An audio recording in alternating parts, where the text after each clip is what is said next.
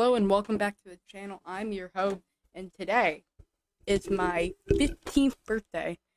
And so in honor of that, I'm going to name my 15 favorite players, not best, favorite, in terms of how much I like these players, okay? Most of them are going to be Dolphins players, because I'm a Dolphins fan. But anyway, let's get into it.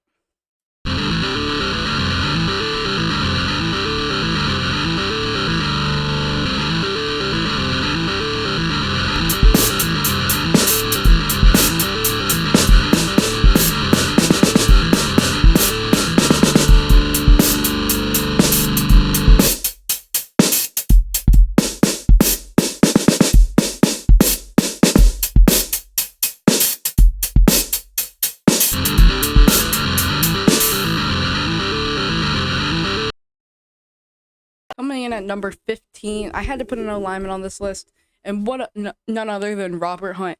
First of all, let's get it out of the way. That touchdown he had was hilarious.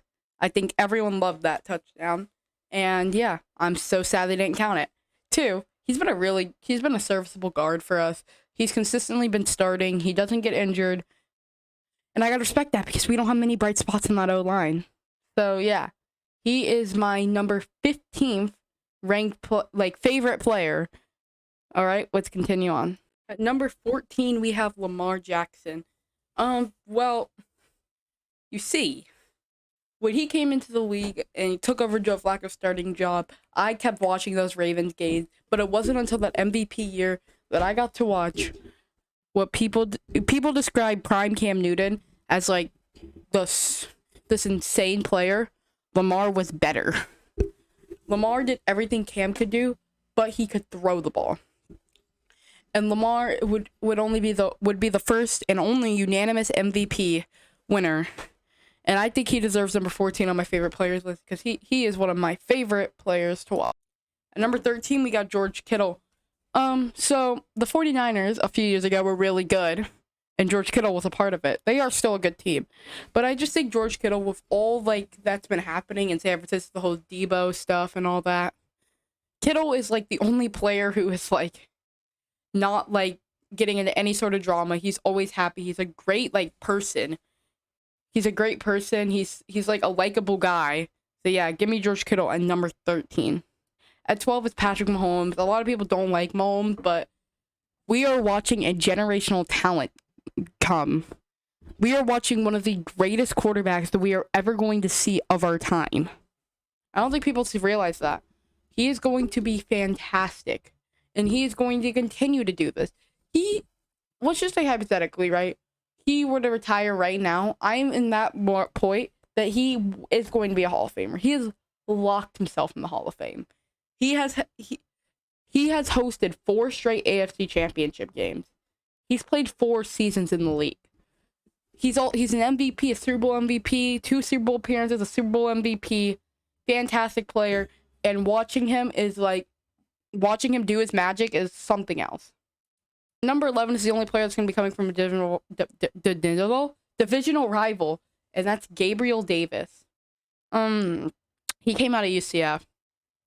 That's all I gotta say. I like UCF. They're the team I root for in college. And Gabe Davis is one of the only relevant players who came out of that college. Yeah, it's nice to see him succeed. I just wish he wasn't on Buffalo. But yeah, give me Gabe Davis at 11. Number 10, we got the most dominant pass rusher of the era, and that's Aaron Donald. Future Hall of Famer, one of the greatest defensive players to ever play the sport. I can go on, but you just watch this man. And people say that TJ Watt got robbed. Aaron Donald got triple teamed more times than TJ Watt got double teamed that year.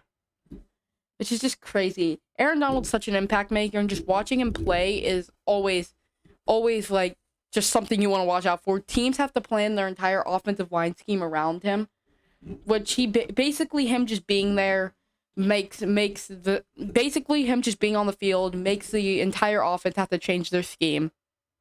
And number 9 is the only player that is retired on this list, and that's Ajayi. So let me put it in perspective. I've been watching football since 2016. That was the year the Dolphins made the playoffs. And a big reason behind that was 1,000-yard rusher Ajayi. Watching him watching him tear up defenses was so much fun. I was super sad when he got traded the very next season. Ajayi was a absolute beast when it came to running the ball. He walked so Derrick Henry could run. That is my take. Yeah, give me Ajayi at number 9. At number 8, we got Xavier Howard. I would like him more if not every season he was complaining that he wasn't getting paid enough. But when we're talking about a defensive player of the year candidate, someone who plays for my team, someone who's dominated on my team, someone who's a big reason why my team has a top 10 defense time and time again, someone who has led the league in interceptions twice, someone who is top 5 in interceptions over the past 2 years. Yeah, I think I'm pretty safe to say that I like Xavier Howard. At number 7 is Mr. Gritty himself, Justin Jefferson. I mean, he's an explosive player to watch, and he made the gritty. Not made it, but he made it popular in the NFL. Because of him, so many players are doing the gritty, and yeah, that's about it. That's why I like him. It's also fun to watch. He's a really good receiver. The top 5 receiver in the league. So yeah. Up next, we got the first rookie of the list. Yeah, the first rookie of the list, Micah Parsons. When the Cowboys drafted him, it was kind of a shocking pick to me because I thought the Cowboys were going to reach on a corner because they desperately needed one. But I guess they knew what they were doing. Micah Parsons, it was absolutely something this year. This man is going to win not 1, not 2, but 3 Defensive Players of the Year in his career, and I'm calling that. The way that he just dominates. He's already established himself as a top 5 linebacker.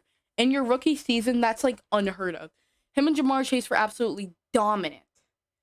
And he's a big reason why the Cowboys defense made that step up. And he's a leader. Yeah, Micah Parsons at 6. At number 5, we have Tyreek Hill. Yeah, I liked him before he came to my team. I like him even more now that he's on my team. I don't have to deal with him torching. Now I don't have to deal with worrying about him torching my team in Kansas City. Now I can watch him torch other people when Tua can't make the throw. So yeah. That voice crack. I don't think I have to explain why I like Tyreek Hill. He's literally a part of my intro. I think that's enough to say that I like him. Could be Tyreek Hill at 4. I said 4, but I meant 5. But coming in at number 4 is number 4, Dak Prescott. Not much to say about him. I just really like him. When I started watching football, I had a friend who's a Cowboys fan, still is, and I watched a lot of Cowboys games. I rooted for them, and Dak Prescott was in his rookie season, absolutely tearing it up. And I see a lot of people slandering Dak, and I will not tolerate Dak Prescott slander here. He is a great quarterback, and he will always be a great quarterback. And that season he got hurt, he was on pace to shatter the passing yard record. So yeah, I like Dak Prescott. He's my 4th favorite player. Or just a heads up, the last 3 are Dolphins players. But at number 3, you got Jaylen Model. Okay, let me tell you something. I originally wanted the Dolphins to go Devontae Smith, right? It was between that and Waddle. And I was like, they will probably go Waddle. I think. They will probably go... No, not Waddle. Why am I saying that? They would probably go Smith.